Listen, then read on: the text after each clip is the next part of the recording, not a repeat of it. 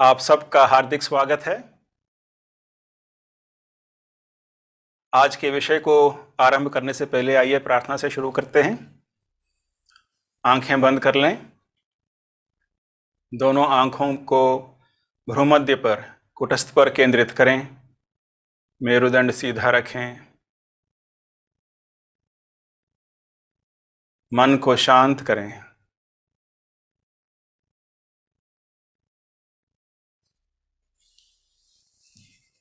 और हृदय की गहराई से प्रार्थना करें। हे परमपिता, जगन माता, सखा, प्रियतम प्रभु, भगवान कृष्ण, जीसस क्राइस्ट, महाअवतार बाबा जी, लाहिरी महाशय, स्वामी श्री युक्तेश्वर जी,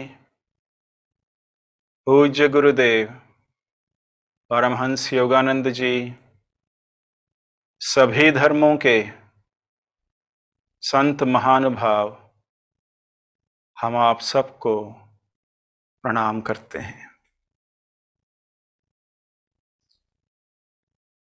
हे अनंत परमात्मा, हमारी कमजोरी को ताकत में, हमारे गलत विचारों को सही विचारों में रूपांतरित करें। आशीर्वाद दें कि हम अपने हर कार्य के बीज से सही समझ के पुष्प उगा सकें। हमें दूरदर्शिता प्रदान करें ताकि हम अपनी स्वार्थी महत्वाकांक्षाओं को सर्वहितकारी उदात्त आकांक्षाओं में परिवर्तित कर सकें। ओम शांति शांति शांति।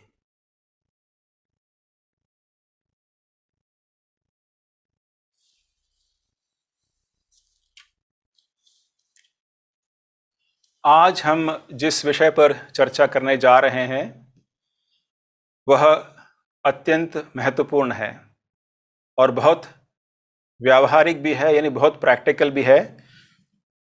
इसका शीर्षक है सद्व्यवहार की कला, the art of right behaviour. यानी हमें सदाचार किस प्रकार करना चाहिए, सदाचारी कैसे बन सकते हैं। अगर हम इस कला को सीख लें और इसमें थोड़ी भी सफलता प्राप्त कर सकें तो ये हम में अनेक शक्तियां दे सकता है। वो कैसी शक्तियां हैं? हम हमारे जीवन में जो प्रतिकूल परिस्थितियां हैं उन्हें अपने अनुकूल बना सकते हैं। हम अपने शत्रुओं को मित्र बना सकते हैं। ये कितनी बड़ी शक्ति है। आप अजात शत्रु बन जाएंगे। अगर आपका अभी जो परिवेश है वो नरक समान है, उसे आप स्वर्ग सदृश बना सकते हैं। इसमें इतनी शक्ति है सदाचार में, सद्व्यवहार में। आप संत बन जाएंगे और लोग आपकी पूजा करने लगेंगे। आप पूजनीय बन जाएंगे। आप ईश्वर को प्राप्त कर लेंगे। तो ये सदाचार जो है, सद्व्यवहार, ये एक योगी के लिए, एक साधक के लिए उतना ही आवश्यक है, उतना ही महत्वपूर्ण है जितना कि गुरु द्वारा दी गई बाकी साधना। जैसे टेक्निक्स हैं, हम जो टेक्निक्स ध्यान के जो प्रविधियां हैं उनका जो अभ्यास करते हैं, उसमें जो हम परिश्रम करते हैं उतना ही परिश्रम हमें सद्व्यवहार के लिए करना चाहिए। और ये जो सद्व्यवहार है केवल किताबें पढ़ने से या पांडित्य से प्राप्त नहीं होता। सद्व्यवहार का अर्थ है कि हम अपने जीवन में जो भी परिस्थितियां का सामना करते हैं उनका सही तरह से सामना करें। और ये सीखते सीखते ही सीखा जा सकता है, किताबें पढ़कर नहीं। इसमें सीखते समय हम गलतियां करेंगे, कई बार हम गिरेंगे, लेकिन अगर हम प्रयास करते रहेंगे तो हम निश्चित रूप से इस सदाचार को सीख सकते हैं। इस सदाचार में अनेक पहलू हैं, अनेक एस्पेक्ट्स हैं इसके, और इसे पूरी तरह से सीखने में कई बार कई जन्म भी लग सकते हैं। एक कहानी है महाभारत की। ये तब है जब पांडव और कौरव बच्चे थे और वे द्रोणाचार्य के पास शिक्षा ग्रहण कर रहे थे। तो एक दिन द्रोणाचार्य ने इन सब बच्चों को एकत्र किया, अपने पास बुलाया और कहा कि मैं तुम्हें 10 गुण सिखाऊंगा, उन्हें याद करके कल तुम्हें मुझे सुनाना पड़ेगा। तो उन्होंने 10 गुण जो है उनको रटवा दिए बच्चों को। तो और बोला कि घर जाके इसे और इसका स्मरण करो और इसे अपना कंठस्थ करो और कल मैं तुमसे सुनूंगा। तो अगले दिन जब सब बच्चे आए तो एक एक से उन्होंने पूछा, बताओ कौन से 10 गुण हैं एक व्यक्ति को जिसका अभ्यास करना चाहिए। तो सब ने जो है एक एक करके 10-10 गुण सुना दिए। और फिर बारी आई युधिष्ठिर की। तो जब उससे पूछा द्रोणाचार्य ने, तो उन्होंने कहा कि गुरुदेव मैं तो अभी एक ही गुण सीख सका हूँ, बाकी 9 मुझे अभी नहीं आते हैं। तो द्रोणाचार्य को बड़ा गुस्सा आया। उन्होंने कहा कि तुम तो युवराज हो, सबसे बड़े हो, अगर तुम 10 गुण नहीं याद कर सकते तो आगे तुम साम्राज्य कैसे संभालोगे। तो यह कहकर उन्होंने बेंत उठाई और उन्हें पीटने लगे। तो कुछ देर पीटने के बाद द्रोणाचार्य को स्मरण आया कि उन्होंने जो 10 गुण लिखवाए थे बच्चों को, उसमें दूसरा गुण था क्रोध पर विजय प्राप्त करना। तो वे एकदम से उन्होंने अपने आप को रोका। उन्होंने कहा मैं कर क्या रहा हूँ, जिन गुणों के बारे में मैंने याद करने के लिए कहा उसका दूसरा गुण ही मैं अभ्यास में नहीं ला पा रहा हूँ। तो उन्होंने अपने आप को रोक कर फिर युधिष्ठिर से पूछा, बेटे तुम 10 गुण क्यों नहीं याद कर पाए। तो युधिष्ठिर ने कहा कि गुरुदेव पहला गुण जो था वो आपने कहा कि सत्य है, वो तो मेरी समझ में आ गया, इसलिए मैंने आपको सच्चा सच्चा बता दिया कि मुझे 10 गुण नहीं आते हैं। क्योंकि दूसरा गुण जो आपने कहा वो क्रोध पर विजय प्राप्त करना था, और मैंने अपने आप को टेस्ट नहीं किया। मैंने अपने आप को उन ऐसी परिस्थितियों में नहीं रखा जिससे मैं ये जान सकूं कि मैंने क्रोध पर विजय प्राप्त किया कि नहीं। और अभी भी जब आप मुझे पीट रहे थे तो मेरे अंदर क्रोध आ रहा था, तो इसलिए अभी मेरे अंदर भी दूसरा गुण नहीं है, इसीलिए मैंने कहा कि अभी मैंने एक ही गुण सीखा है। तो द्रोणाचार्य ने समझा इस बच्चे से कि गुणों की जो सूची है, लिस्ट को रट लेने से ही गुण हमारे अंदर नहीं आते हैं, एक एक करके उन्हें हमें अपने जीवन में उतारना होता है। तो ये इतना कठिन है कि उसके बारे में आप कई पोथियां पढ़ लीजिए, कंठस्थ कर लीजिए, कई सारे श्लोक रट लीजिए, लेकिन ये सब करने के बजाय अगर हम एक गुण भी अपने जीवन में उतारते हैं, एक भी अच्छा गुण उतारते हैं, तो उससे कहीं ज्यादा लाभ हम प्राप्त कर सकते हैं। लेकिन अगर हम प्रयास करेंगे तो ये असंभव नहीं है, बल्कि ये हमारे लिए सहज है। क्योंकि गुरुजी कहते हैं कि ये जो सद्व्यवहार के गुण हैं ये हमारे लिए नेचुरल हैं, सहज हैं, क्योंकि ये आत्मा की अभिव्यक्ति है। It is an expression of the soul. और हमारा वास्तविक स्वरूप क्या है, हम वास्तव में क्या हैं, आत्मा हैं। लेकिन उस पर ये बुरे गुणों की एक परत पड़ गई है, एक पर्दा पड़ गया है। तो हमें केवल उस पर्दे को, उस कीचड़ को, उस मिट्टी को साफ करना है, और उसके नीचे जो आत्मा दबी पड़ी है, जब वो अपने आप को प्रकट करेगी तो हम अपने आप ही सदाचारी बन जाते हैं। हमारे अंदर अपने आप ही वो सारे गुण प्रकट होंगे। तो ये बहुत महान सत्य है जो हमें हमेशा याद रखना चाहिए कि हम में से प्रत्येक व्यक्ति सदाचारी है और सुशील है। ये हमारे लिए सहज है।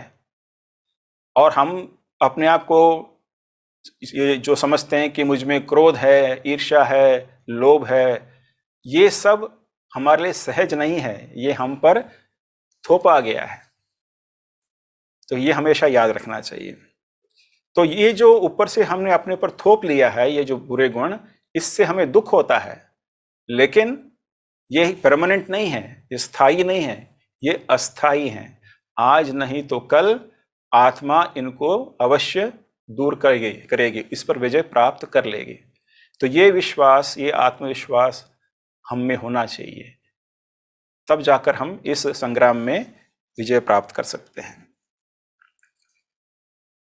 तो अगर सद्व्यवहार हमारे लिए सहज है, हमारे लिए नेचुरल है, क्योंकि ये आत्मा के गुण हैं, तो अगर ऐसी कोई विधि हो जिससे हम अपनी आत्मा से संपर्क कर सकें, तो इन अच्छे गुणों को प्रकट करना हमारे लिए आसान हो जाता है।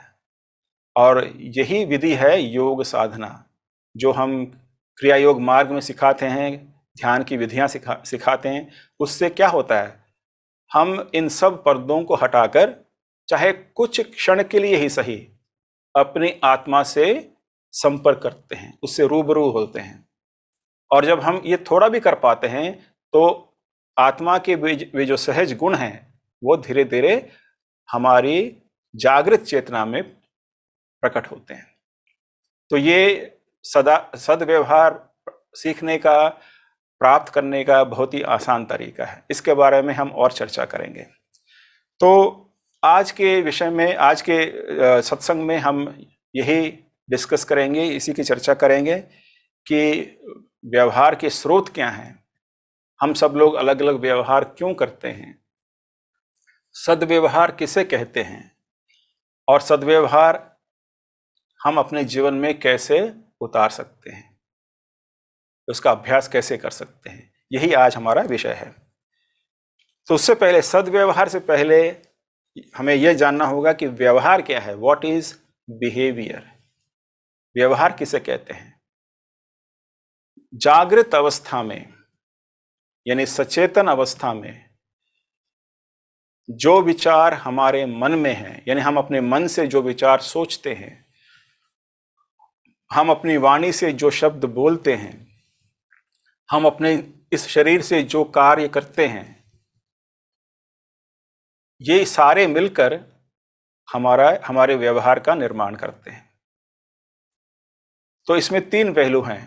एक तो मन के अंदर हमारे क्या विचार हैं, हम वाणी से उन विचारों को किस प्रकार का स्वरूप देते हैं, और किस प्रकार उन विचारों को हम कार्यों के रूप में परिणत करते हैं।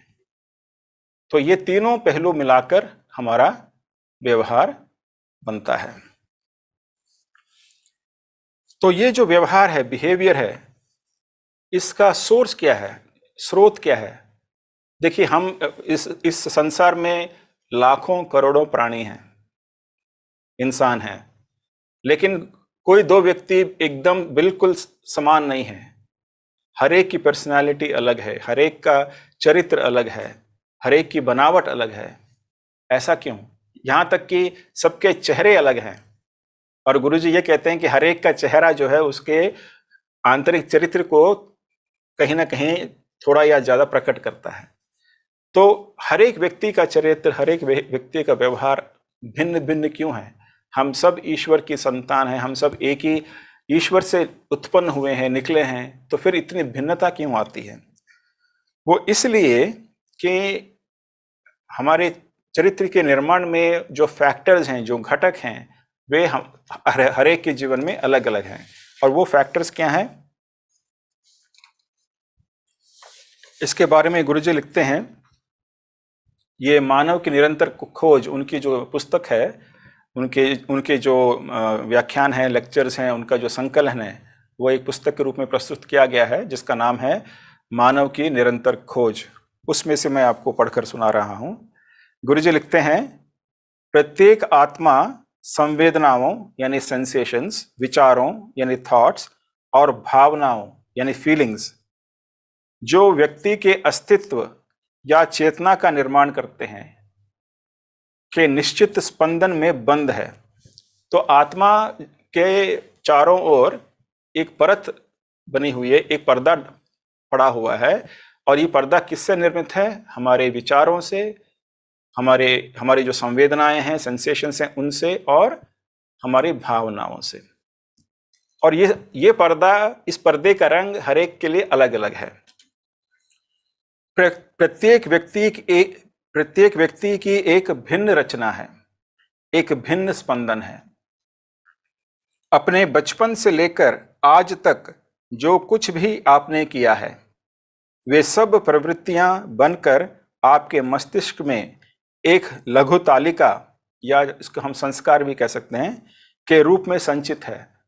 यानी हम जो भी करते हैं, जो भी सोचते हैं, जो भी बोलते हैं, उन सब का हमारे चेतना पर एक छाप पड़ता है, एक उसका प्रभाव पड़ता है, जिनको हम संस्कार कहते हैं।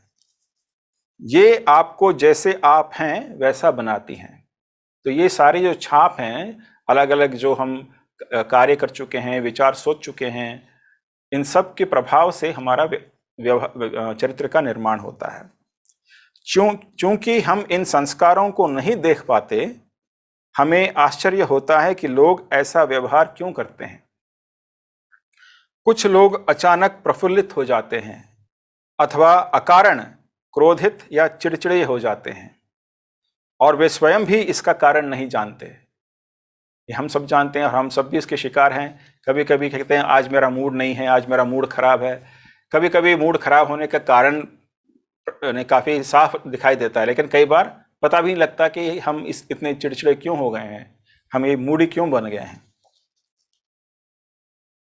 कुछ सदा गप्पे मारने या दूसरों की आलोचना करने में व्यस्त रहते हैं, बहुत मज़ा आता है उन लोगों को, जबकि उनके अपने आंतरिक घर में सफाई करने का काम बाकी होता है। यानी खुद में दोष हैं, लेकिन दूसरों के दोष निकालने में और उसको डिस्कस करने में उन्हें बहुत आनंद आता है। हम सब इसके गिल्टी हैं, इसमें हम सब करते हैं।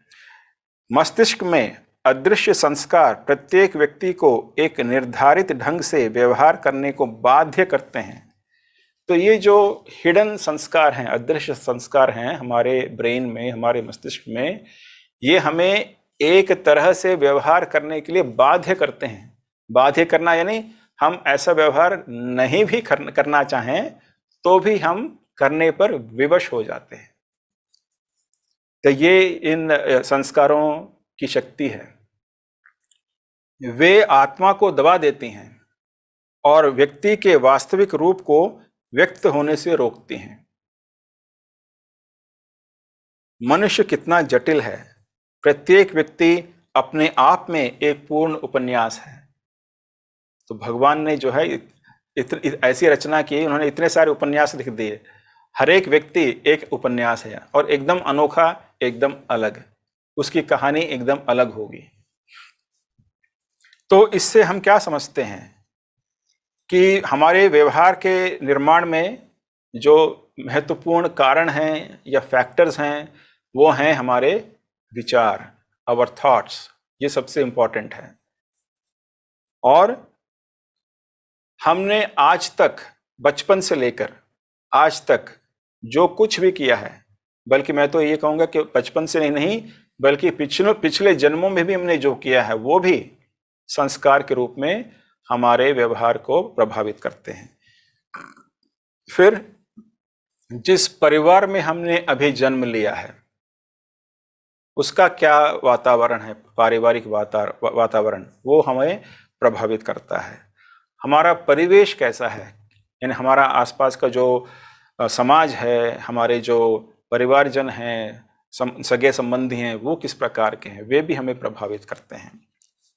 तो इतने सारे घटक, इतने सारे फैक्टर्स हमारे चरित्र पर प्रभाव डालते हैं, और ये हर एक जीवन में अलग अलग हैं। इसलिए हर एक का व्यवहार, हर एक का बिहेवियर एकदम भिन्न है। तो ये जानना जरूरी है कि हमारे विचार व्यवहार में कैसे बदलते हैं। सबसे पहले जो पहला चरण है, फर्स्ट स्टेप है थॉट, विचार। हमारे मन में कुछ विचार आते हैं। अगर हम उन विचारों को वाणी का रूप देते हैं या कार्य का रूप देते हैं, तो उस वाणी या कार्य से हमारे मन पर एक प्रभाव पड़ता है, तो वो या तो अच्छा होता है या बुरा होता है। उससे हमें वो कार्य या तो अच्छा लगने लगता है या अनिच्छा होती है उसके प्रति। तो वहां पर राग और द्वेष, लाइक एंड डिसलाइक उत्पन्न होते हैं। तो फिर या तो हम उस कार्य को और करते रहते हैं या उस कार्य को नहीं करते हैं। तो कभी कभी किसी कार्य का ना करने से भी हमें हानि होती है, जैसे नियमित व्यायाम। कई लोग जो आलसी हैं वो नियमित व्यायाम नहीं करना चाहते, और अगर वो अपने आप को जबरदस्ती व्यायाम में नहीं लगाएंगे तो वो भी एक आदत बन जाती है, व्यायाम ना करने की आदत। तो इस तरह से अनिच्छा के कारण हम कुछ कार्य नहीं करते हैं जो हमारे लिए फायदेमंद है। तो इसलिए तो कार्य से इच्छाएं और अनिच्छाएं जागृत होती हैं, राग और द्वेष जागृत होते हैं। उससे क्या होगा, हम उसी चीज को बार बार उसको रिपीट करते हैं, पुनरावृत्ति या आवर्तन, रिपीटेशंस। तो किसी भी कार्य को बार बार करने से वो हमारे मस्तिष्क में एक ढांचा बन जाता है, एक ग्रूव बन जाता है। उसके बाद हम बिना किसी प्रयास के, बिना किसी सोच के बार बार उसी कार्य को हम रिपीट करते जाते हैं। तो फिर इस तरह से कार्य जो है वो एक आदत बन जाती है। वो आदत अच्छी भी हो सकती है या बुरी भी हो सकती है। तो और ये जो आदत है अगर बहुत ही प्रबल है तो वो एक जन्म से दूसरे जन्म में भी चली जाती है, और उसे हम संस्कार कहते हैं। तो इस तरह से विचार जो है वो संस्कारों के रूप में परिवर्तित होते हैं। इसलिए इसका सब जो मूल है वो है विचार। तो उसको अगर हम कंट्रोल कर सकें, उस पर हम काम कर सकें, तो आगे की जो चेन है उसको हम तोड़ सकते हैं। तो इसमें मुख्य बातें क्या हैं? हमारा जो व्यवहार है वो हमारा सही स्वरूप नहीं है। इसलिए अगर आप अभी जैसे हैं उसे देख कर आप हताश हैं कि मैं इतना बुरा क्यों हूं, या मेरे अंदर इतने बुरी आदतें, बुरे गुण क्यों हैं, तो वो भी गलत है, क्योंकि ये आपका सच्चा स्वरूप नहीं है। सबसे पहले ये याद रखें। दूसरा कि आपका सच्चा स्वरूप आत्मा है, और ये जो भी गलतियां, जो भी कमियां, जो भी त्रुटियां हैं वो उस पर थोपी गई हैं, क्योंकि हम इन त्रुटियों के इतने करीब हैं हम उनको पहचान नहीं सकते हैं। इसलिए हमें लगता है कि सब कुछ हमारे साथ ठीक है, या अगर हम दुखी भी हैं हम नहीं समझते कि हम क्यों दुखी हैं, किस कारण से दुखी हैं, क्योंकि हम हमारे अंदर जो कमियां हैं उनको पहचान नहीं सकते। इंग्लिश में से कहते हैं ब्लाइंड स्पॉट, हमारे सामने है लेकिन हमें दिखता नहीं है। और ये बहुत जटिल है, बहुत कॉम्प्लेक्स है।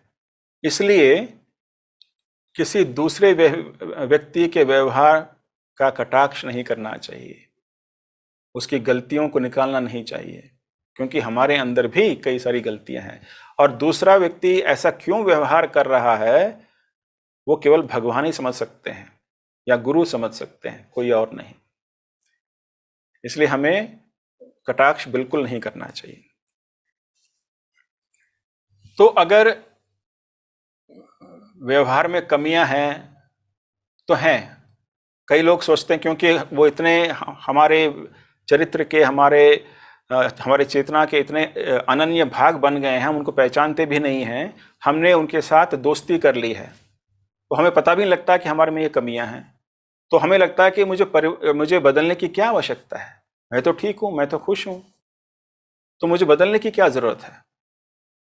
बदलने की जरूरत इसलिए है कि हम वास्तविक आनंद, वास्तविक शांति, इसके बारे में बिल्कुल अनजान है। हमें पता भी नहीं है कि वो स्थिति कितनी अद्भुत है, क्योंकि ये जब तक ये बुरी आदतें और ये जो त्रुटियां हैं हमारी चेतना में हैं, हमारे मन में हैं, हम उस विशुद्ध आनंद को अनुभव ही नहीं कर सकते, यानी ईश्वर से संपर्क नहीं कर सकते।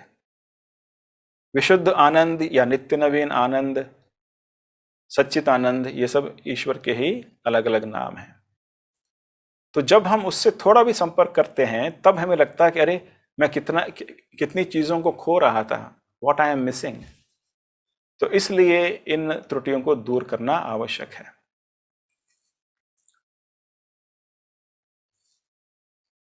अभी जैसे मैंने कहा, कभी कभी हम अपनी कमियों से इतनी दोस्ती कर लेते हैं कि हमें इन कमियों में, इन बुरी आदतों से एक तरह का एक कृत्रिम आनंद आने लगता है। अब जैसे लड़ाई करना, दूसरों के साथ झगड़ा करना, उससे दुखी उत्पन्न होता है, मन मुटाव होता है, क्रोध आता है, तो अच्छा नहीं लगता है। लेकिन कुछ लोगों को लड़ाई करना अच्छा लगता है। अगर वो कोई दिन बिना किसी से लड़ाई किए निकल जाए तो उन्हें लगता है आज कुछ मिस हो रहा है। तो इसी संदर्भ में एक कहानी है। एक गांव में एक व्यक्ति था, वो बहुत झगड़ालू था, बहुत लड़ाकू था और हर किसी से लड़ते रहता था।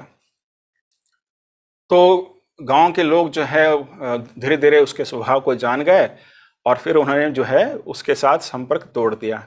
वो जब भी उनके साथ में बात करने जाता वो रास्ता काट के निकल जाते थे, उसके साथ बात भी नहीं करना चाहते थे, क्योंकि वे जानते थे कि अगर बात शुरू करेंगे तो वो बातें जो हैं लड़ाई में चेंज हो जाएंगी और वो ज़रूर लड़ने लगेगा, और वो कोई चाहता नहीं है।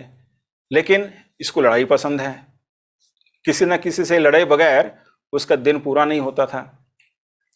तो एक दिन काफ़ी कोशिश करने के बावजूद भी कोई उससे लड़ने के लिए मिला नहीं। तो बेचारा बहुत तड़प रहा था, अरे कोई तो मिले जिससे मैं लड़ सकूं। तो फिर परेशान होकर उसने एक उपाय निकाला। उसने क्या किया, अपने घर से चारपाई बाहर रख लिया और अपने ऊपर का जो गंजी है वो उसके उतार दिया और अपने नाभि के चारों ओर उसने राख मल ली।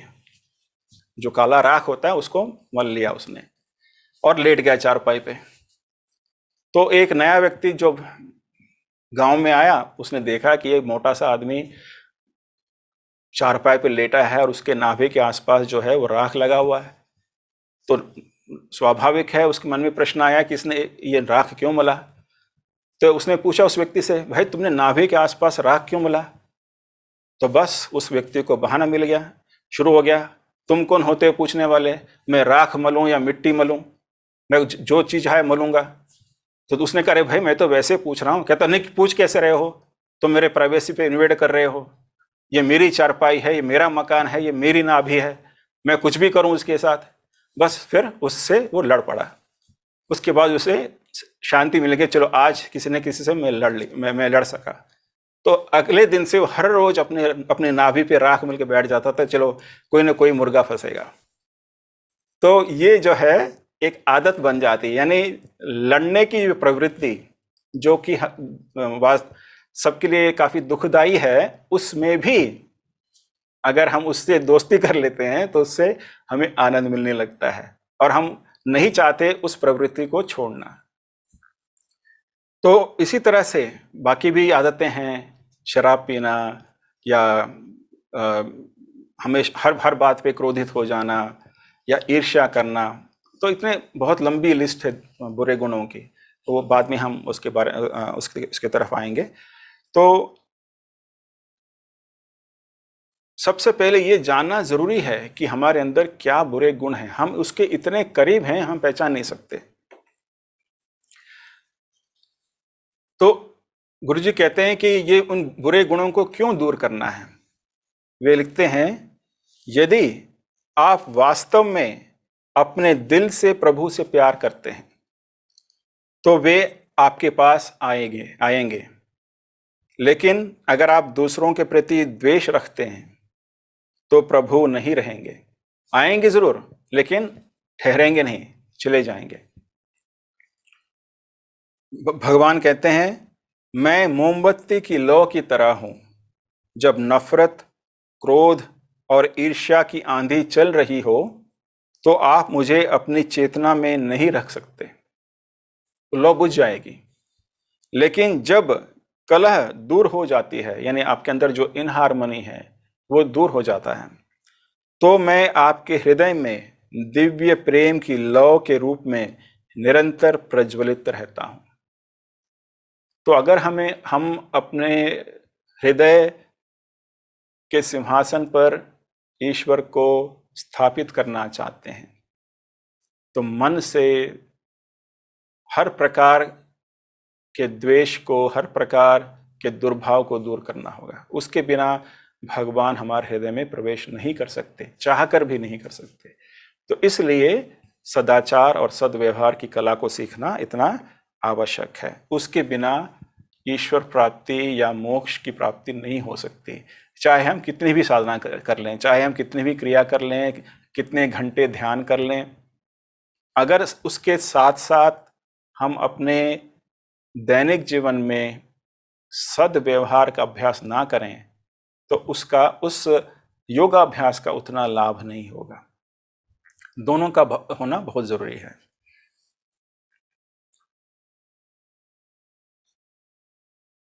तो जब तक हम अपने विचारों पर, भावनाओं पर और वाणी पर और कार्यों पर संपूर्ण नियंत्रण स्थापित नहीं कर लेते, तब तक हम माया के अधीन होते हैं। अगर हम संपूर्ण और शाश्वत ज्ञान प्राप्त करना चाहते हैं, यानी ईश्वर की प्राप्ति करना चाहते हैं, तो हमें इस माया से बाहर निकलना ही होगा।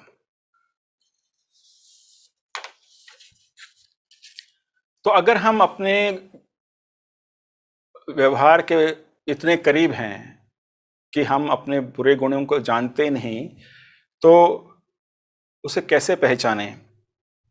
तो पहली बात तो बहुत ही कम लोग इस बात को स्वीकार करते हैं कि मुझ में बुरे गुण हैं या मुझे इम्प्रूव करने की आवश्यकता है। हम सब जैसे हैं उसी में खुश हैं।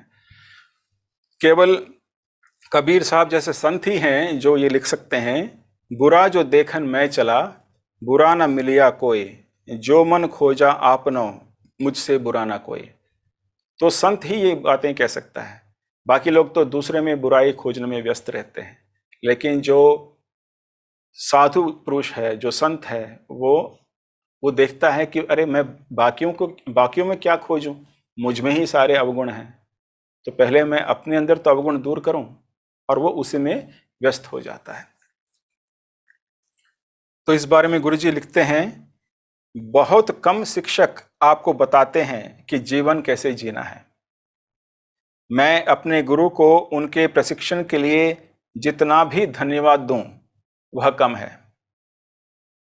मैं कटाक्ष का बहुत विरोध करता था। ये देखिए गुरुजी कह रहे हैं कि मतलब अगर कोई उन्हें क्रिटिसाइज करे या उन्हें करेक्ट करने जाए तो वो काफ़ी अपोज करते थे, रेसिस्ट करते थे। गुरुजी कहते हैं, मैं कटाक्ष का बहुत विरोध करता था, क्योंकि बहुत से लोगों की तरह मैं भी यही समझता था कि मुझे स्वयं को सुधारने की कोई आवश्यकता ही नहीं। तो ये एक अवतारी पुरुष कह रहे हैं, तो हम तो क्या कहें। जब भी कोई मेरी आलोचना करता तो मैं हंसता और यह तर्क देने की कोशिश करता कि वह मेरे बारे में गलत था। यानी जो कह रहा है कि मुझ में ये कमी है, उसने गलत समझ लिया है, मुझ में वो कमी नहीं है। तो क्या यही चीज़ हम भी नहीं करते? जब कोई हमारे अंदर जो कमी है वो पॉइंट आउट करता है तो हम तुरंत जस्टिफाई करते हैं, तर्क करते हैं कि नहीं ऐसा नहीं है, या ऐसा इसलिए है, या ऐसा उसलिए है। तो हम सीधी तरह से मानने के लिए तैयार नहीं है कि हमें इम्प्रूव करने की आवश्यकता है। लेकिन संत की क्या प्रतिक्रिया है? गुरुजी एक कहानी बताते हैं कि एक संत था और उसका एक आप कहें कि परिचित व्यक्ति था जो हमेशा उनकी आलोचना करता था, उन्हें क्रिटिसाइज करता था, उनके बारे में काफ़ी बुरा भला कहता था, और उस संत के शिष्यों के सामने उनकी निंदा करता था। तो और जो संत के जो शिष्य थे उससे काफ़ी परेशान थे, क्योंकि संत उसे रोकते नहीं थे और इनको अच्छा नहीं लगता था। तो लेकिन एक दिन एक संत जो है वो काफ़ी खुशी में आकर उसने अपने गुरु से कहा कि गुरुदेव वो जो व्यक्ति है ना जो आपकी बहुत आलोचना करता है वो आज मर गया। और उसने सोचा कि गुरु बहुत खुश होंगे, लेकिन वो संत रोने लगे और उन्होंने कहा कि ओह, आज मैं बिल्कुल एक अनाथ जैसा अनुभव कर रहा हूँ, एक असहाय अनुभव कर रहा हूँ, क्योंकि मेरा सबसे जो बड़ा मित्र था, जो मेरा सबसे बड़ा आध्यात्मिक आलोचक था, वो चला गया। तो ये जो एटीट्यूड है, ये कितना रेयर है और लेकिन कितना महान है। यानी क्रिटिसिज्म को ना केवल स्वीकार करना, बल्कि उसे इनवाइट करना, तो ये बहुत महान गुण है। और ये इसी चीज को कबीर साहब कहते हैं, निंदक नैयरे राखिए। बताइए, कबीर साहब 12वीं शताब्दी में कह गए, निंदक नैयरे राखिए आंगन कुटी छवाए, बिन पानी साबुन बिना निर्मल करे सुभाए। सुभाए यानी स्वभाव। कहते हैं कि जो आपका निंदक है, जो आपका क्रिटिक है, आलोचक है, उसे आप अपने ही घर के आंगन में उसके लिए कुटिया बनाकर उसे वहीं बिठाइए, क्योंकि बिना पानी बिना साबुन के ही आपका स्वभाव एकदम निर्मल हो जाएगा। लेकिन कौन करता है? जैसे कोई निंदक सामने आता है, उसको हम भगा देते हैं।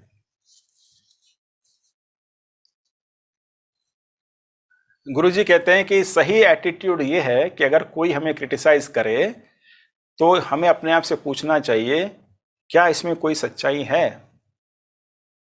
और अगर है तो उसे चुपचाप सुधार कर आगे बढ़ जाना चाहिए, और अगर नहीं है तो उसे इग्नोर करना चाहिए। तो ये एक सात्विक व्यक्ति की प्रतिक्रिया है। तो आत्म सुधार, सेल्फ इंप्रूवमेंट का सबसे पहला कदम क्या है कि हम इस बात को स्वीकार करें कि हम में सुधार की आवश्यकता है। ये आसान नहीं है। तो हम अपने अंदर जो गलत चीजें हैं, जो दुर्गुण हैं, त्रुटियां हैं, उसे कैसे पहचानें? गुरुजी कुछ उपाय बताते हैं। एक है आत्मनिरीक्षण, इंट्रोस्पेक्शन। हर रोज रात को सोने से पहले दिन भर में आपने क्या सोचा, क्या किया, क्या बोला, उसका एक बार निरीक्षण कर लें, रिव्यू कर लें, और देखिए कि आप जो करना चाहते थे, बोलना चाहते थे, सोचना चाहते थे, क्या आप उसी दायरे में रहे या फिर आप उस दायरे के बाहर चले गए। तो इस प्रकार आत्मनिरीक्षण करने से आप जब भी गलत विचार सोचते हैं या गलत बोलते हैं या कुछ भी गलत करते हैं, तो तुरंत आप अपने आप को चेक कर सकते हैं, रोक सकते हैं। गुरुजी कहते हैं साथ में एक डायरी रखिए, और गुरुजी कहते हैं कि मेंटल डायरी, मानसिक दैनंदिनी बेटर है। एक फिजिकल डायरी लिखित में अगर रखते हैं तो लोग क्या है, लिखकर फिर उसको भूल जाते हैं, वापस जाकर देखते भी नहीं है। लेकिन मेंटल डायरी से क्या होता है कि आप जानते हैं कि अच्छा, मैं एक हफ्ते पहले भी मैंने यही गलती की, अब भी मैं यही गलती कर रहा हूँ, तो यानी मुझे और ज़्यादा मेहनत करने की आवश्यकता है। या पिछले हफ्ते मैंने गलती की, इस बार मैंने अपने आप को रोक लिया, तो ये अच्छी बात है। इस तरह से एक मेंटल डायरी रखिए कि आप जिस त्रुटि को दूर करना चाहते हैं उसमें आप कितना कामयाब हो रहे हैं या असफल हो रहे हैं। एक और तरीका है देखने का कि आप में क्या त्रुटियां हैं, वो है कि आप दूसरों की प्रतिक्रिया को देखिए। जब आप दूसरों से बात करते हैं, उनसे इंटरेक्ट करते हैं, तो उनका आपके प्रति क्या रिएक्शन है, उनका आपके प्रति क्या व्यवहार है, उससे भी हमें एक आइडिया लग जाता है कि हम क्या हैं। अगर लोग हमसे मिलकर खुश होते हैं, मिलना चाहते हैं, और हमारी सोसाइटी में उनको आनंद मिलता है, तो हमारा व्यवहार ठीक है। लेकिन हमें देखते ही लोग जो है रास्ता बदल के चले जाते हैं या हमसे बात करने के लिए राजी नहीं हैं, तो यानी कुछ ना कुछ तो है गड़बड़, सुधारने की आवश्यकता है। तो दूसरों की प्रतिक्रिया से भी हम समझ सकते हैं। एक और, अगर आपका कोई बुद्धिमान मित्र है या बुजुर्ग है जिस पर आपको श्रद्धा है, विश्वास है कि भाई इन लोगों में विवेक है और मुझे सही राय देंगे, तो उनसे भी आप पूछ सकते हो कि आप मुझे बताइए कि मुझ में क्या कमी है, और फिर जैसे वो कहेंगे उसका विश्लेषण करके आप फिर उस पर अमल कर सकते हैं। तो ये तरीके हैं कि जानने के लिए कि हम में क्या कमियां हैं। लेकिन ये याद रहे कि इस आत्मनिरीक्षण से उसका उल्टा असर ना हो जाए। यानी आत्मनिरीक्षण करने का गलत तरीका भी है। अगर हम बहुत ज़्यादा करते हैं या पॉजिटिव एटीट्यूड के साथ नहीं करते हैं तो आत्मनिरीक्षण से लाभ होने की जगह हानि हो सकती है। उससे क्या होगा, हीन भावना हम में आ जाएगी। अरे मैं तो ऐसे ही हूँ, मैं तो कुछ भी नहीं कर सकता, मैं तो असहाय हूँ, मैं तो इतना बुरा हूँ, मैं ध्यान करने के योग्य भी नहीं हूँ। ये गलत प्रयोग है आत्मनिरीक्षण का। या हमारे मन में ग्लानि हो सकती है कि मैं कितना खराब हूं, मैंने इसके साथ इतना बुरा किया, उसके साथ इतना बुरा किया, और वो ग्लानि जो है हमारे मन पर एक बोझ बन जाता है। और ये वो एकदम वेस्ट है। जो जो कर दिया वो कर दिया, उसके ऊपर सोचकर बार बार उस गलती से अपने सर को पीटना, उससे किसी को लाभ नहीं होने वाला है। उस गलती से सीख कर हमें आगे बढ़ जाना चाहिए। तो कभी कभी क्या होता है कि अगर हम गलत आत्मनिरीक्षण करते हैं तो उससे हमारे अंदर जो आत्म सुधार का जो उत्साह है वो समाप्त हो सकता है। तो वो गलत तरीका है। तो हमेशा पॉजिटिव तरीके से, सकारात्मक रूप से आत्मनिरीक्षण करें, नकारात्मक रूप से नहीं।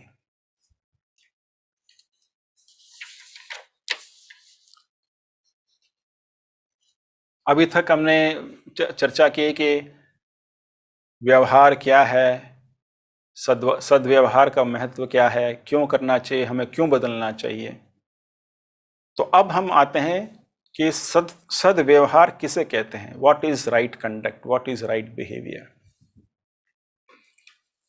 गुरु जी के शब्दों में वे कहते हैं, जब जागृत चेतना इंद्रियों और भौतिक वस्तुओं में आसक्त हो जाती है तो इसे सांसारिक चेतना कहा जाता है, और जब इसका उपयोग स्वयं को या दूसरों को नुकसान पहुंचाने के लिए किया जाता है तो यह दुष्ट चेतना होती है। तो वे पहले विपरीत, उसका ऑपोजिट बता रहे हैं। लेकिन जब इस जागृत चेतना का उपयोग अच्छे काम करने और भगवान के साथ संगति करने के लिए किया जाता है तो इसे आध्यात्मिक चेतना कहा जाता है, स्पिरिचुअल कॉन्शियसनेस कहा जाता है। आगे वे कहते हैं, आध्यात्मिक चेतना का अर्थ है ऐसे कार्यों को करने के लिए सत्य या सात्विक बुद्धि का उपयोग करना जो स्वयं को और दूसरों को लाभ पहुंचाते हैं। यानी आध्यात्मिक चेतना जब अपने आप को प्रकट करती है, अभिव्यक्त करती है, तो वो उसकी अभिव्यक्ति कैसी होती है, वो ऐसे कार्य हम करते हैं जिससे अपना भी और दूसरों का भी लाभ होता है, किसी की हानि नहीं होती।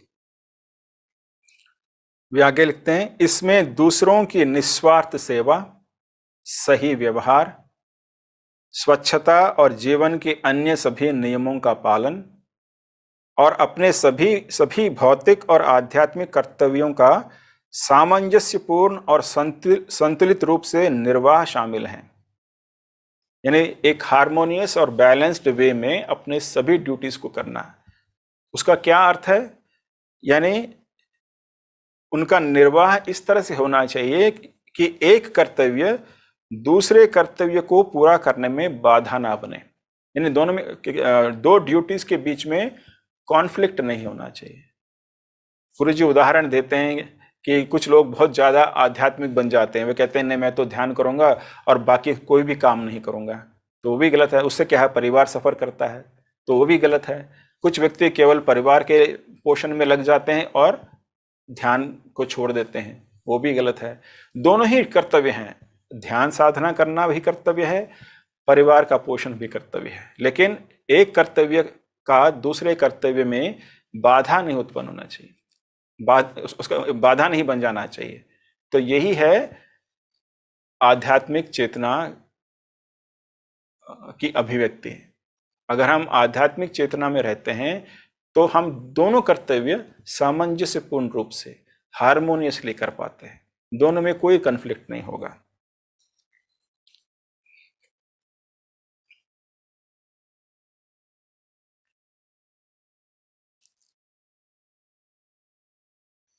ज्ञान माता बहुत ही सरल डेफिनेशन देती हैं सद्व्यवहार का। वे कहती हैं सद्व्यवहार का अर्थ है कि हमें वह सब कुछ करना चाहिए जो हम जानते हैं कि सही है, चाहे हम करना चाहें या नहीं।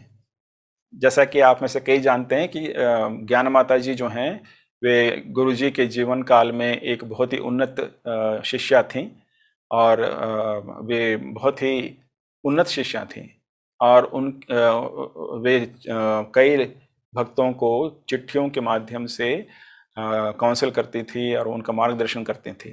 तो उन्हीं में से उन्होंने एक शिष्य को अपने एक चिट्ठी में लिखा, सद्व्यवहार का अर्थ है कि हमें वह सब कुछ करना चाहिए जो हम जानते हैं कि सही है, चाहे हम करना चाहें या नहीं। कितना अच्छा है, कितना सरल है और कितना सटीक है। क्योंकि आत्मा जानती है कि ये सही है, ये गलत है, लेकिन कई बार जानकर भी हम नहीं करते। तो वहीं पर सद्व्यवहार आता है। चाहे हम करना चाहें या नहीं, तो भी जो भी हमें सही लगता है उसे करना, वही सद्व्यवहार है। गुरु जी ने भगवत गीता पर बहुत ही एक विशाल उन्होंने व्याख्या लिखी ईश्वरार्जुन संवाद के रूप में, गॉड टॉक्स विद अर्जुना। तो उसके 17th चैप्टर में 17वें अध्याय में वे इसके बारे में लिखते हैं।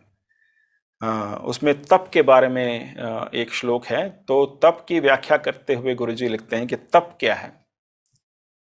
तप का अर्थ उन अनुशासनों का निष्ठापूर्ण पालन है जो व्यक्ति के संपूर्ण अस्तित्व को उसके सच्चे स्वरूप, उसकी आत्मा प्रकृति के साथ सामंजस्य में ले आते हैं।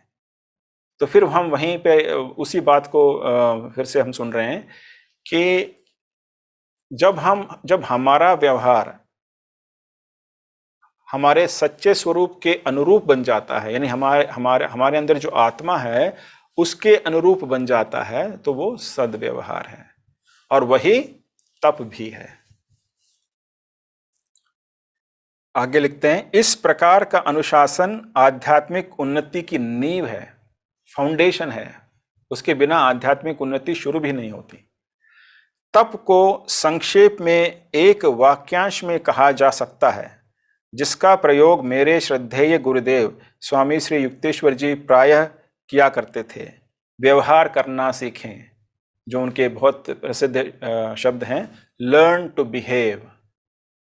लर्न टू बिहेव यानी व्यवहार करना सीखें या सद्व्यवहार सीखें। तो ये लर्न टू बिहेव, गुरुजी कहते हैं, ये तप के ऊपर जो भी व्याख्या है उस सब की वो जो निचोड़ है, ये व्यवहार करना सीखें, वही तप है। गुरुजी आगे समझाते हैं कि तप के कितने पहलू हैं। आप विस्तार में वहां जाके पढ़ लीजिएगा 17वें अध्याय में श्लोक 14 से लेकर 17 तक। उसमें वे बताते हैं कि शरीर का तप होता है, वाणी का तप होता है, मन का तप होता है। शरीर के तप में कई सारे गुण आते हैं, जैसे अहिंसा, ज्ञानी जनों की श्रद्धापूर्ण सेवा, ब्रह्मचर्य, निष्कपटता और पवित्रता। संस्कृत में उसे शौच कहा गया है। पवित्रता यानी शरीर को पवित्र रखना, अपने घर को पवित्र रखना, अपने परिवेश को साफ सुथरा रखना, ये सब उसमें आ जाता है। तो ये शरीर का तप है। वाणी का तप क्या है? स्वाध्याय। गुरुजी स्वाध्याय के बारे में एक्सप्लेन करते हैं कि स्वाध्याय का यहाँ गूढ़ अर्थ ये भी है कि किसी भी एक सकारात्मक विचार को, एक पॉजिटिव एफर्मेशन को बार बार रिपीट करना, उस पर चिंतन मनन करना, वो स्वाध्याय है। उसके बारे में हम थोड़ा सा आगे भी पढ़ेंगे। सत्य बोलना, सत्य बोलना, लेकिन जो भी बोलें वो प्रिय हो और हितकारी हो। ये नहीं कि सत्य बोलने के नाम पर आप कुछ ऐसे बोल दें जिससे दूसरे को कष्ट हो। तो संस्कृत में एक वाक्य है, उसमें लिखा है, सत्य बोलो और प्रिय बोलो। अगर कोई तथ्य अगर सत्य भी हो लेकिन अप्रिय हो, उसे मत बोलो। तो प्रिय होना चाहिए। जो अप्रिय सत्य है वो सबके सामने बताने की कोई आवश्यकता नहीं है। तो सत्य होना चाहिए, प्रिय होना चाहिए, यानी दूसरों को उससे अच्छा लगना चाहिए, उससे उसकी उन्नति होनी चाहिए, और उससे दूसरे में उद्वेग ना हो, यानी आपकी जो वाणी है अनुद्वेगकारी हो, यानी आपकी वाणी से दूसरे को सुकून मिले, शांति मिले, उसमें क्रोध ना उत्पन्न हो। तो ये कितनी बड़ी बड़ी बातें हैं, एक एक चीज को सीखने में पूरा जन्म लग सकता है, लेकिन यही सद्व्यवहार है। फिर मन का तप है हमेशा शांत बने रहना।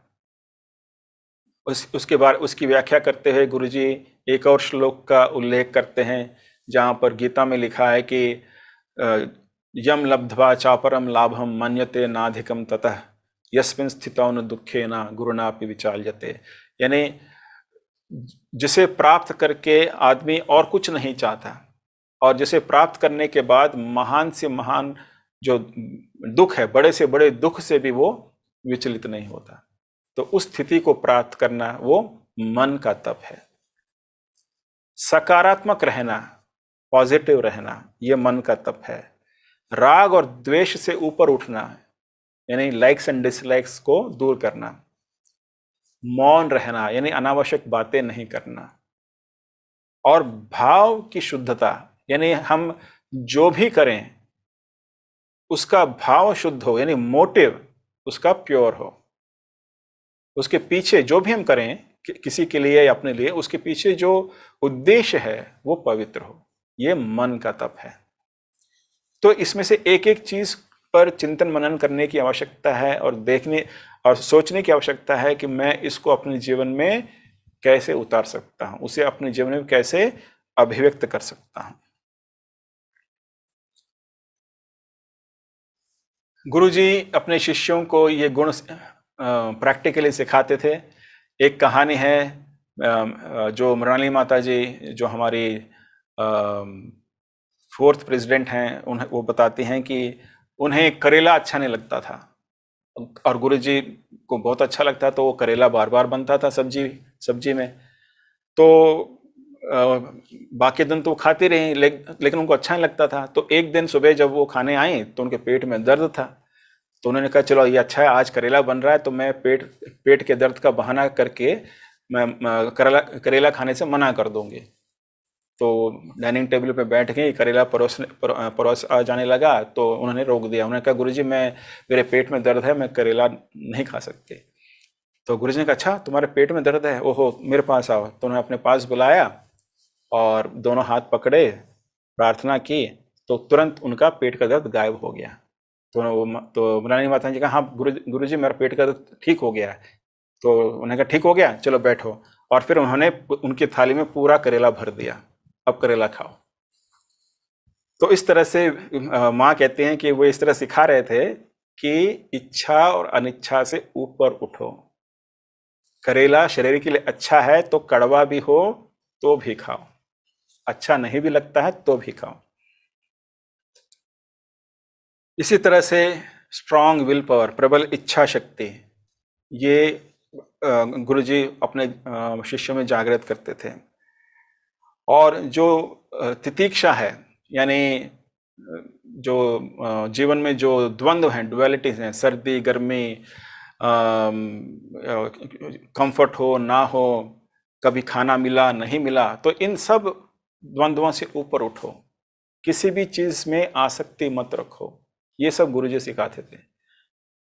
और फिर हमारे चेतना में जो 6 दुश्मन हैं, षट रिपु, काम क्रोध लोभ मद मत्सर, इनसे भी ऊपर उठना है, तो उसकी भी ट्रेनिंग देते थे। उनकी जो शिष्या थी दया माता जी, वे बहुत ही उन्नत शिष्या थी, लेकिन उनके साथ वे काफी कठोर थे। क्रिसमस के समय वे सभी शिष्यों को गिफ्ट देते थे गुरुजी, तो सबको अच्छे अच्छे गिफ्ट देते थे, लेकिन दया माता जी को सबसे छोटा गिफ्ट देते थे। और जब दया माता जी कंपेयर करते थे कि बाकियों को क्या मिला, वो देखते थे कि हर साल मुझे तो बहुत सबसे जो चीप गिफ्ट मिल गया है। तो उन्हें लगता था कि गुरुजी ऐसा क्यों कर रहे हैं, तो क्या मुझे वे अच्छा नहीं समझते हैं। पहले उनके मन में ये भाव आता था। फिर उन्होंने विचार किया कि मैं गिफ्ट के लिए थोड़ी आई हूँ यहाँ पे, मैं तो ईश्वर की प्राप्ति के लिए आई हूँ। फिर उन्होंने उसके बारे में सोचना बंद कर दिया। तो इस तरह से गुरुजी जो है वो ट्रेन करते थे कि कैसे हम ईर्ष्या से, क्रोध से, लोभ और मोह से कैसे ऊपर उठ सकते हैं। अगर आज हम सेंसिटिव रहेंगे, अगर गुरुजी के साथ समस्वर रहेंगे, दया माता जी और मृणालिनी माता जी और हमारे जो अभी अध्यक्ष हैं चिदानंद जी, वे आश्वासन देते हैं कि गुरुजी उस प्रकार की ट्रेनिंग आज भी हम सबको दे रहे हैं। हमारे जीवन में वो ऐसी परिस्थितियां ले आते हैं जो हमारे अंदर जो त्रुटियां हैं वो हमारे आंखों के सामने लाकर खड़ा कर देते हैं और कहते हैं देखो तुम ये हो, अपने आप को सुधारो। तो अगर हम ग्रहणशील हैं तो हम पहचान लेंगे कि ये परिस्थिति मेरे जीवन में इसलिए आई थी और उसे दूर करने के लिए मुझे ये करना होगा। तो इस तरह से गुरु के प्रति, गुरु की शिक्षाओं के प्रति ग्रहणशील रहने से भी हम अपने आप का, स्वयं का आत्म सुधार कर सकते हैं। और एक और सबसे जो महत्वपूर्ण पहलू है सेल्फ इंप्रूवमेंट, आत्म सुधार का, वो है नियमित ध्यान करना। क्योंकि हमने क्या अभी चर्चा की कि व्यवहार का जो स्रोत है वो है विचार और संस्कार, जो कि घनीभूत विचार हैं। तो जब तक हमारे मन में ये भौतिक विचार हैं या भौतिक संस्कार हैं या भौतिक इच्छाएं हैं, तब तक हमारा व्यवहार भी पूरी तरह से आध्यात्मिक नहीं हो सकता। तो हमें उन विचारों पर काम करना चाहिए, उन संस्कारों को दूर करना चाहिए। और यही होता है जब हम गहन ध्यान करते हैं और खासकर जब हम क्रिया का अभ्यास करते हैं। क्रिया एक बहुत ही उन्नत योग प्रक्रिया है, योग साधना है, एक प्राणायाम है, जिसमें हम शरीर में जो प्राण शक्ति फैली हुई है उसे खींचकर अपने मेरुदंड से ले जाकर अपने मस्तिष्क में उसे ले जाते हैं। और उस प्राण शक्ति से, ये प्राण शक्ति जो है वो अग्नि की तरह है, और उस प्राण शक्ति के अग्नि से हमारे मस्तिष्क में जो बुरे विचार रूपी बीज हैं, जो बुरे संस्कार रूपी बीज हैं, वे भस्म हो जाते हैं। इसलिए बहुत जल्दी हम अपना आत्म सुधार कर सकते हैं। तो इन दोनों तरीकों से, एक अपने बाहरी जीवन में, अपने व्यवहार में सुधार लाने का प्रयास करते हुए, और एक आंतरिक रूप से साधना के माध्यम से विचारों और संस्कारों के स्तर पर परिवर्तन लाते हुए, हम बहुत ही जल्दी अपने जीवन में सद्व्यवहार के गुण स्थापित कर सकते हैं। यह गुरु जी की शिक्षा है। इसीलिए लाहिड़ी महाशय ने कहा कि अपने जीवन के सब समस्याएं ध्यान द्वारा दूर करो। उन्होंने लिखा, केवल वही बुद्धिमान है जो प्राचीन दर्शनों का केवल पठन पाठन करने के बजाय उनकी अनुभूति करने का प्रयास करता है। यानी उसमें क्या लिखा है वो अपने जीवन में उतारता है, अनुभव करने का प्रयास करता है। ध्यान के द्वारा अपनी सब समस्याओं का समाधान ढूंढो। केवल ईश्वर की प्राप्ति ही नहीं, लेकिन जीवन में जो भी समस्या है उसका समाधान ध्यान में है, क्योंकि ध्यान से हम अपनी आत्मा से संपर्क कर पाते हैं, और आत्मा में वो सब कुछ है, वो सब शक्तियां हैं जो हमारी हर जरूरत को पूरा कर सकती हैं। वे आगे कहते हैं, व्यर्थ अनुमान लगाते रहने के बदले ईश्वर से प्रत्यक्ष संपर्क करो। तो यही परमहंस योगानंद जी भी कहते हैं कि गहन ध्यान भी करो, और जागृत चेतना में, यानी अपने दैनिक जीवन में ध्यान में जो आपने प्राप्त किया उसे अपने कार्यों में, अपनी वाणी में, अपने विचारों में व्यक्त करो। तो इन दोनों तरीकों से आप उन्नति को प्राप्त करोगे। आज यहीं समाप्त करते हैं। 1 मिनट ध्यान में बैठिए, फिर प्रार्थना से समाप्त करते हैं।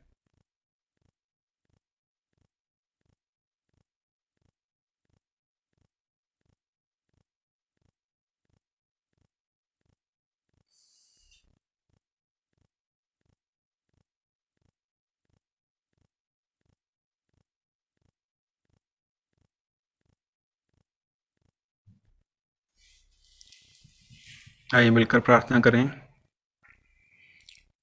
हे परमपिता, जगन माता, शाखा, प्रियतम प्रभु, भगवान कृष्ण, जीसस क्राइस्ट, महाअवतार बाबा जी, लाहिरे महाशय, स्वामी श्री युक्तेश्वर जी, पूज्य गुरुदेव परमहंस योगानंद जी, सभी धर्मों के संत महानुभाव, हम आप सबको प्रणाम करते हैं। हे प्रभु, मुझे आशीर्वाद दें कि मैं प्रत्येक विचार और प्रत्येक कार्यकलाप के मंदिर में आपको प्राप्त कर सकूं। आपको भीतर प्राप्त कर मैं आपको बाहर सभी लोगों में और सभी परिस्थितियों में पालूंगा। ओम शांति शांति शांति। जय गुरु।